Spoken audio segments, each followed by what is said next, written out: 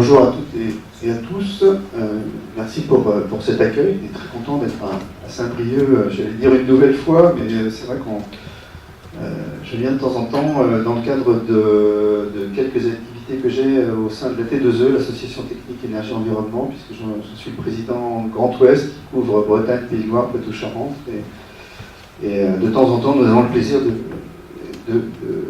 de venir à Saint-Brieuc. Et d'ailleurs, quand on vient en Bretagne, je pense que c'est soit Rennes, soit Saint-Brieuc. On va nulle part ailleurs. On va aller là-bas m'approcher d'un peu. Oui, mais pas dans le cadre de la T2E. Donc, je suis professeur à l'École des Mines à Nantes et je suis responsable de la mission développement durable depuis 2007. Je suis aussi directeur d'une structure qu'on a créée pour implanter un réseau de chaleur et une chaufferie biomasse sur le site avec plusieurs établissements. C'est une structure unique en France, c'est-à-dire qu'on a créée et qui structure privée. Donc vous voyez qu'on n'est pas uniquement dans le dire, on est aussi dans le faire. C'est important aussi pour créer des dynamiques territoriales. Et on a aussi ouvert une chaire développement humain durable et territoire en 2011 pour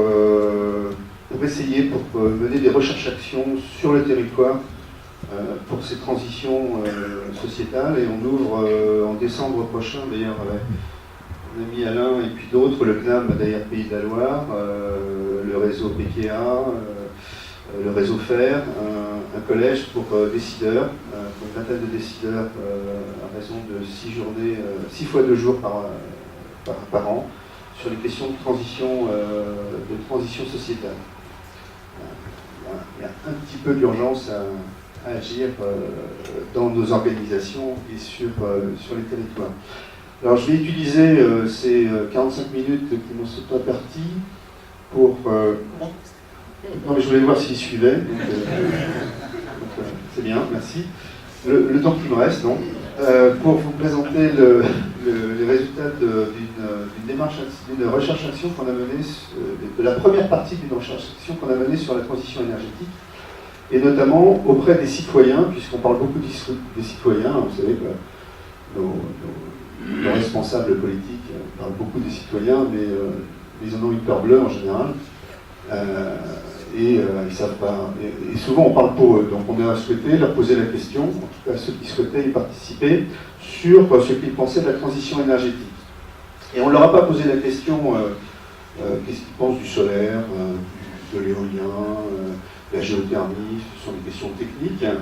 On leur a demandé dans quelle société ils souhaitaient vivre à l'horizon peut-être 2040, 2050, enfin à terme, quelle était pour eux une société énergétique pérenne, dans quelle société ils voulaient vivre, où on voulait aller ensemble en matière d'énergie. On fait souvent le parallèle sur la question du départ en vacances, hein, puisque la période s'y prête. La première question qui vient quand on dit on prend des vacances, la première question c'est où on va, quoi.